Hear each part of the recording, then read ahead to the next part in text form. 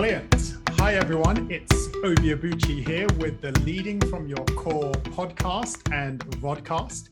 This show is dedicated to helping leaders all around the world discover leadership wisdom, stories, and insights that will enable you tap into the power of leading from the inside out. Our current season is focused on mental resilience among leaders, and I'm delighted to welcome on the show, all the way from India, Ashutosh Garg.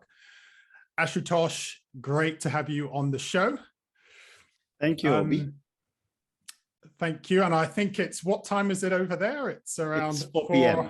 4 o'clock. Okay, cool. So not too late for you. Mm-hmm. For our listeners and viewers, Ashutosh is a storyteller, author, business coach, shopkeeper, manager. He's worked in corporate sector for 25 years, including the pharmaceutical and aerospace industries. He's a certified business and executive coach and coaches and mentors CEOs around the world on a number of matters, from governance, strategic planning, personal accountability, and people and culture issues. He also hosts a very successful video and podcast titled The Brand Called You, and has interviewed, as of next week, 1,000 people around the world, which is incredibly exciting. And he's also a man after my own heart. He's written 8 highly acclaimed bestsellers, and his latest book, which we'll explore a bit on this show, is How to Survive Failure and Come Out Stronger. So once again, Ashutosh, I'm excited to have you on the show and really looking forward to our conversation. Thank you, Obi, for inviting me. It is my pleasure to be on your show. I'm so glad that you're talking about leadership, about lessons, because this is something which each one of us always looks forward to hearing from various people, irrespective of who or where we may be from, because our problems are similar. And as human beings, I think we need to be able to learn from one another. So thank you for calling me.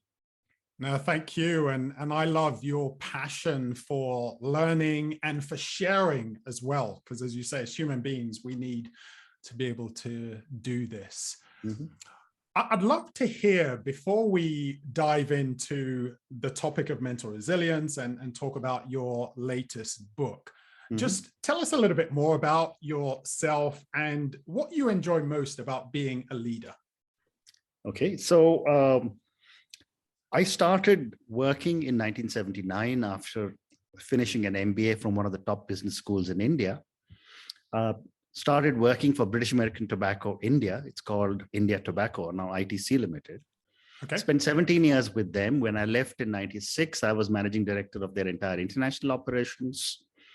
Then I moved into aerospace. I was head of Asia for 2 large American aerospace companies. And then I became an entrepreneur in 2003. I founded India's 2nd largest chain of pharmacies, very, very similar in format to what you have in the UK, which is Boots. Oh, brilliant. So we built, in fact, my first business plan that I wrote for my chain was build Boots in India. And that's how it started. And I've spent a lot of time in the Boots stores in the UK. I did that till 2016. And 5 years ago, when I turned 60, I sold the company. It was a nice big company, sold it. I've been a member of the YPO for 27 years. So that kept me busy. I've served on the board of Gavi, which is the Global Alliance for Vaccines and Immunization, for 8 years. So that's a very topical discussion these days on vaccines.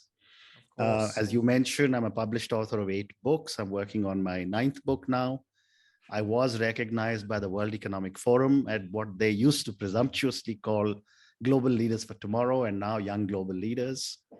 And, and I'm at a stage in my life where I'm doing lots of things that I enjoy doing. I'm a coach, so I coach large company CEOs, and I write a lot. So that's a quick summary of what I do. Lovely. To answer your second question on leadership, I think my own view for a very long time has been that when you are given an opportunity to lead, and it doesn't matter companies or a small team or even someone who's doing anything at a sort of community level, it is important for us to be able to figure out how can we be able to convey our thoughts, our passions, our dreams to a group of people, and see if they are willing to understand what we are wanting them to do, and follow them with all the passion that we would like them to have. That's what I would say is this whole thing. Yeah, no, I love that. It's so, as a leader, there's a vision you have, there's a dream you have, there's a goal, and you've got to need to inspire people to go on that journey. But how do you do that, right? And how do you navigate the challenges of that? Fantastic. Our topic today, the theme of this current season of the show, is mental resilience.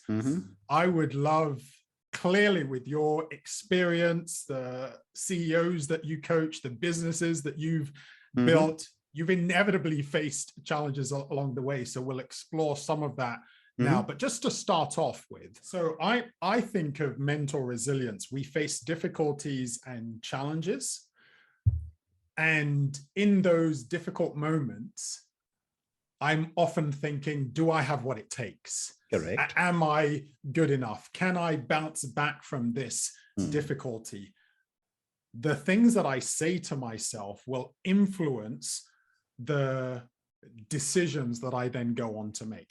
And how do I bounce back from the knocks that life throws my way? So that's often how I think of mental resilience. And so this is exactly what what you have said is what I was also lead up to, that based on the understanding of a mentor, a mentee can then draw upon the mentor's experience, knowledge, and wisdom, if I can use that term, to be able to really say, these are the roadblocks that I'm beginning to face in my life.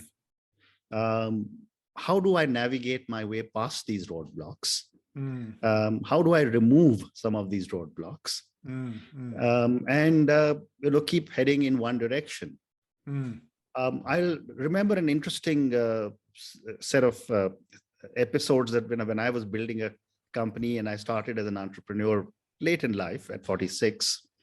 But in my mid 50s, when I used to talk to my teams, I would always tell them, I said, my role as the founder owner of the company, or as the chairman of the company, is, and at my age, and all of you are 20 years or more younger than me, my job is to be your goalkeeper. I've got to make sure that I don't let anyone shoot any goals into our side of the goal while you are running with the ball to the other side.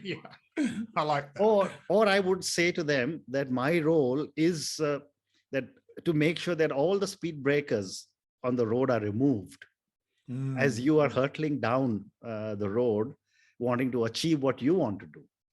So, and as a mentor, I would say that a mentor would play both these roles, to be standing on the side of the mentee and making sure that when there are challenges, the mentor is standing there and making sure no self goals are being shot on, no, any problems don't come.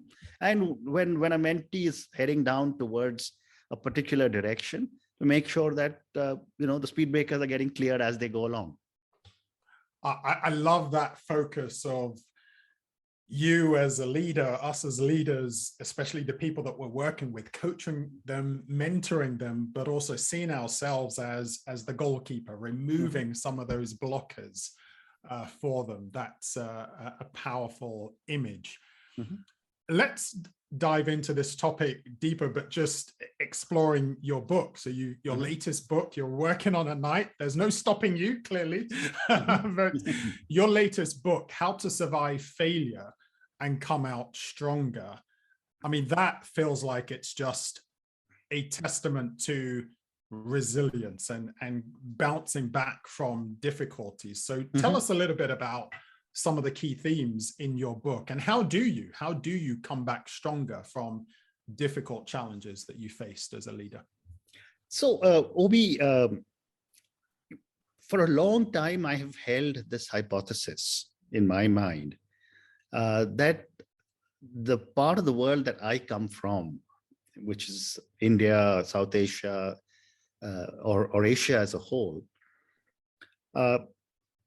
parents don't teach children it's okay to fail. We're always taught you have to be first in class, or at least aspire to be first in class. Sure. You must be at the head of the queue, right in front, and all kinds of similar things, which makes people from our part of the world and Indians very, very competitive. So you said you visited India in March 2020. Yeah, and a few times before that. Yeah, and a few times before that. And I'm not sure if you ever wondered that why is it at a traffic light when there's only 3 lanes for cars? Why are there 6 standing there? I would say that it's probably because our own, the way we have been taught to think of getting first off the block, first off a traffic light. Sure.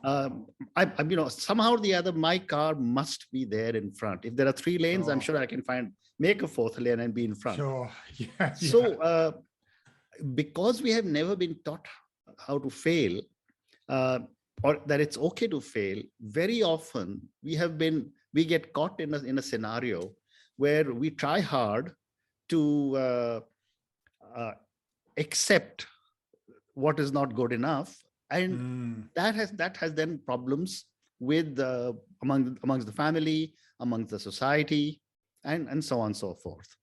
So this is what I really wanted to address in the book, and I've given multiple examples, talked to many people, and in my podcast, I remember I would ask everybody one simple question: that what has been your learning from your mistake? Sure. And I got such a wealth of knowledge from so many different people that I used a lot of that data. Wow. Yeah. And most of us have heard that if you fall down, stand up, dust yourself, and keep running. But when you fall down, there are a lot of things that go through your mind. And you wonder, how are you going to address those? Sure. Because not everybody has the resilience to be able to stand up and start running all over again. Yeah. Yeah. I've also addressed, an instance that happened when I was writing this book. The founder of a very large organization was deep in debt, and he wasn't able to handle that debt, and therefore took the ultimate step and committed suicide. Wow. And I wrote about it, and I said that that's an easy way out that he took, because he didn't solve the problem. He left the problem for his family to solve. Because the problem didn't go away. So we somehow or the other don't recognize the larger implications of the actions that we may take. And then suddenly we take actions which are irreversible, leaving behind a lot of worried people on what they will do. So failure is a subject which I believe people don't address well enough in most countries. There is always a stigma that gets attached to failure. And yet, if you look at the startup world, Silicon Valley, for example, actually loves people who have failed, because they say, oh, if you failed once, twice, thrice, the experience will be invaluable for your next venture. But if you again look at it very clinically, you realize that societies which are open welcome failure. Societies which are closed do not welcome failure, and which is why you don't have any kind of innovation coming out of a lot of societies which are closed, because they don't respect the fact that you may fail. So it was on these kind of stories and hypotheses that I built the whole book. Wow, thank you. That's there's so much that could be unpacked with that alone. And one of the elements that you described there that really resonated with me was you said when you fall down, some people say, oh yeah, just dust yourself and get up. But you particularly said there are things going on in your head. Absolutely. And I feel, just from my experience coaching people, working with leaders over the years, that's the hardest thing to deal with, because you don't always see that. Correct. And sometimes people are smiling and people are putting on a good face, but inside they're probably saying to themselves, I'm terrible. People must think I'm a failure. I'm worthless. I'm nothing. And so sadly, you gave the example of someone who committed suicide. I wrote a similar story in my recent book, Leading from Your Core, about a leader who committed suicide. But for me, it's actually not just theoretical. I know what it's like. I remember a big failure I had about 10 years ago, and we were paying our mortgage on the credit card. But because I had associated myself with the failure, I felt, oh no, I'm terrible. This is so painful. I was thinking of having suicidal thoughts as well. Wow. And it wasn't until I was able to start saying to myself, Obi, you're not what you do. You're not what you have. You're not who you are. You are loved. You've got an incredible family. You've got friends. You have an ability to bounce back. That was when I started to think differently and have a different mental game that helped me push through. So I love the fact that you say a big part of resilience is being able to welcome failure and say, do what they do in Silicon Valley. Correct. Hey, what have you learned from this? What have you learned from this? Yeah. So my own view again is that when you're confronted with something that you view as a failure, the most important thing is to talk about it. We bottle it up inside us because we feel the world will judge us. Sure. What will my family say? What will my friends say? What will my community say? What will my organization say? And I've often told people that don't be worried about what anyone else will say. They have no time to think about you, because everyone is caught up in their own challenges. Sure. So if I'm going to be worried about what Obi will think, I don't even know what challenges Obi is going through. Obi has no time to say, oh, look at Ashutosh. She's the guy who's going to now fall on his face and he's going to mess it all up.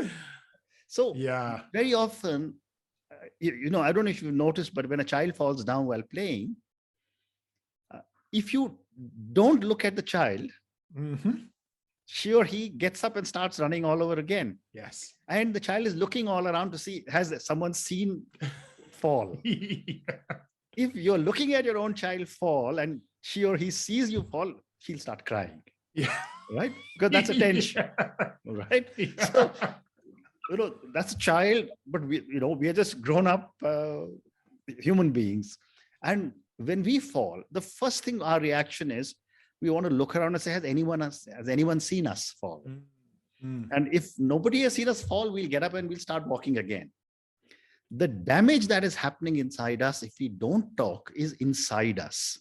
We are bottling it all up. And every time you bottle up something which is negative, you are creating negativity inside you. And that is going to lead to psychosomatic challenges for you. It could lead to illnesses. It could lead to all kinds of other problems for you as a human being, because your body can only take it up to a point. Yeah. That is such an important message, especially to leaders, because leaders have an appearance that they want to give. They want to inspire confidence in others. They want to lead them to an incredible goal and vision. And when something isn't going right, you suddenly think, I'm losing face and I don't want to talk about it. I love the fact that you said, don't bottle up the negativity. There's so much research that says it will damage you psychologically if you're bottling up that negativity. Do you have a story yourself of a significant failure or challenge you faced and how you overcame that? So someone asked me this question and I said, the fact that I could write a whole book on failure means you can imagine how many failures I must have. But let me tell you, when I was in school, I remember, I'm the oldest child from both my parents and from my grandparents, etc. And in India, there was an expectation, I'm talking of 40 years ago, but I don't think that expectation has changed, that if you are from an upper middle class family, you will either become a doctor or a lawyer or an engineer, or you'll go into the civil services. Okay. Now, there's a lot of pressure for me to get into one of these things.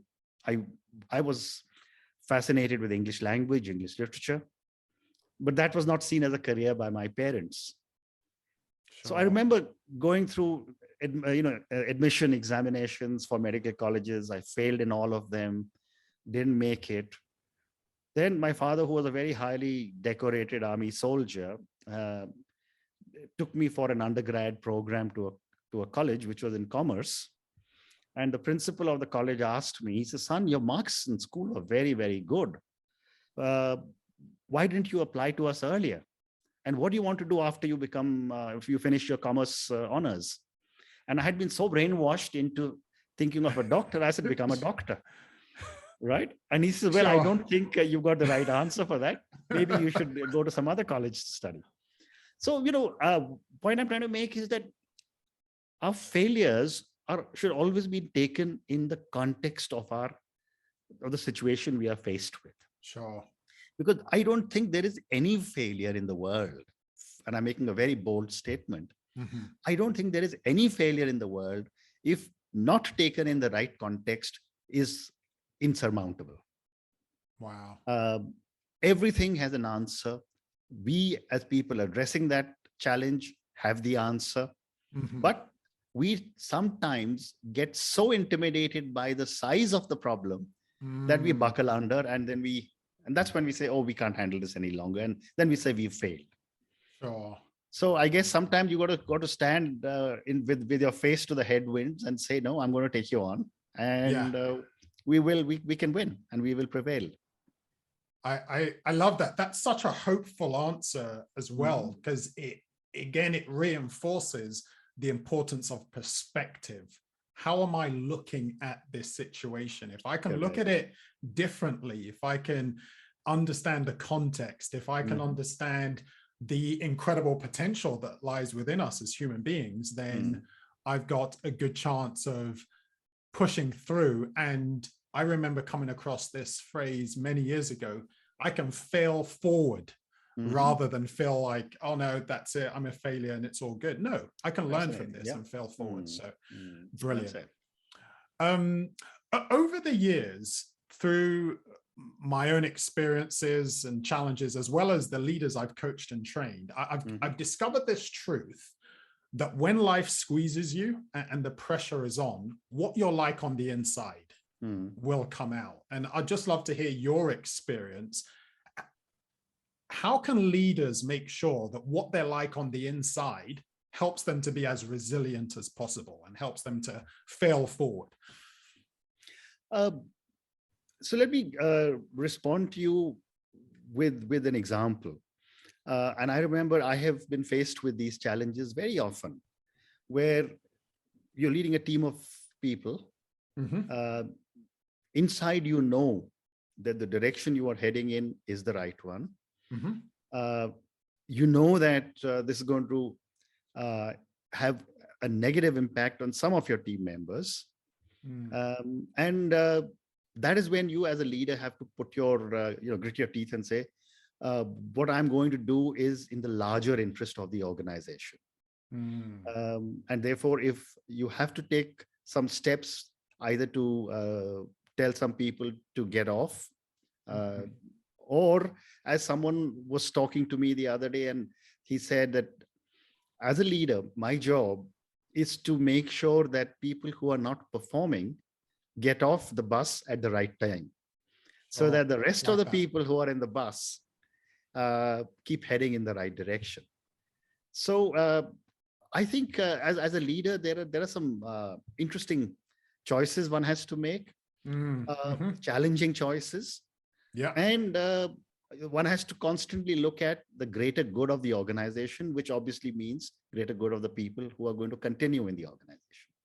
Yeah.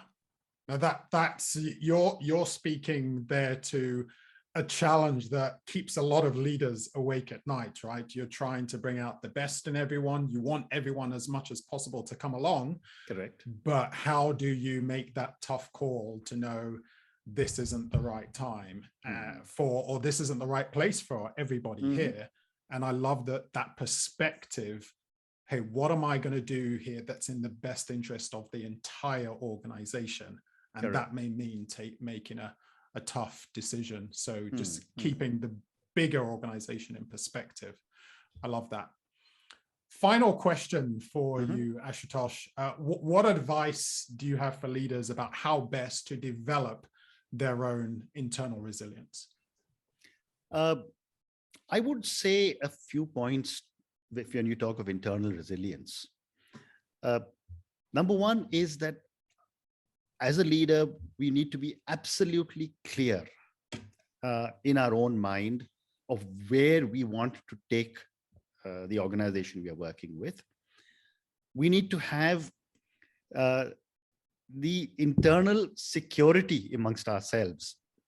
So we have to be strong to make sure that we don't buckle under when we are faced with headwinds. We have to make sure that the teams that we are working with, they understand the mission and the purpose and the vision that we are setting out for the organization, so that people don't talk at cross purposes. And finally, as I always tell a lot of my colleagues, that when we are inside a boardroom, debating, discussing, let's argue, let's fight, let's debate within closed doors, sure. And let's agree. Once we come out to the rest of the team, then we have to put up a united front, a united face. And that must never change, because I have seen this many times. You finish a board meeting, you come out of the board meeting, and two of the people in the board meeting who come out are saying, I don't agree with what that guy said.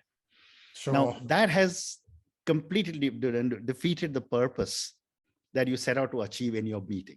So a leader must also ensure that she or he carries the entire team together and the messaging is the same. There's some great messages there. So be really clear about the goals, the vision, just develop that internal strength, understand your mission and purpose, and help people around you to understand the mission and purpose. And then, of course, as a leadership team, fight, argue, debate, and make sure that you get to a place where you can move forward in a united way. Absolutely. I know a lot of organizations where there are a lot of silos and empires being built and people aren't moving in the right direction, same direction, and that causes tension. I agree. Fantastic. Ashutosh, it has been wonderful having you on the show. I'm going to put a link to your latest book and to your website in the show notes for this. And to all our listeners and viewers, I hope you enjoyed that. Do feel free to connect to Ashutosh. And remember that if you want to be a courageous and resilient leader, if you want to live life on purpose and with purpose, then it starts from the inside out. Have a great day and see you all on the next show. And thank you so much for coming, Ashutosh. Thank you, Obi, for inviting me.